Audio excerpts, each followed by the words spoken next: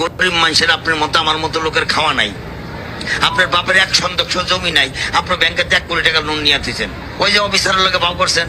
আর আমার 3 লাখ টাকা দিবেন, আমি সৌদি জমাটা গরিব মানুষ, টাকা কোথাইছে 2 লাখ, আর 2 লাখ লাগবে। এরপর আরেকটা জিনিস চাই, টাকা নেওয়ার আগে সরকারি ব্যাংকে চাকরি করে এর মধ্যে কর্মকর্তার সিগনেচার লাগবে, ওই কর্মকর্তার 3টা ব্ল্যাঙ্ক চেক লাগবে।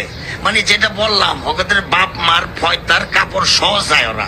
এটা তো দেশের কালচার না ভাই। 3 লাখ টাকা আপনি এত কিছু চাচ্ছেন, অযথা আপনি একজন মিডিয়ার লোক, আপনি হ্যালো লোক আছে, একজনের প্রধানমন্ত্রীর লোক, আপনি চাইলে ভুয়া কাগজ দাবল করে হাজার হাজার কোটি টাকা নিয়ে যাচ্ছেন।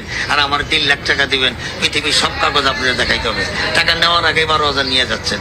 আপনি সরজমিনে যেতে চান, আমার লোকে চলেন, আমি নিয়ে যাই আপনার প্রবাসী কল্যাণ ব্যাংকে।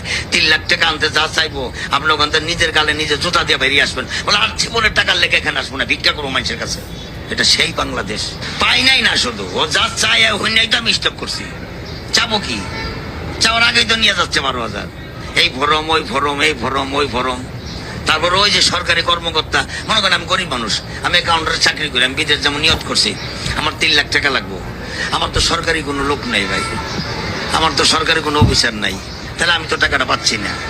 আর আপনি সরকারি একজন কর্মকর্তার ব্ল্যাঙ্ক চেক আপনি তো গভীরতা আত্মীয়তা ছাড়া দিবেন না। এই দেশটা হলো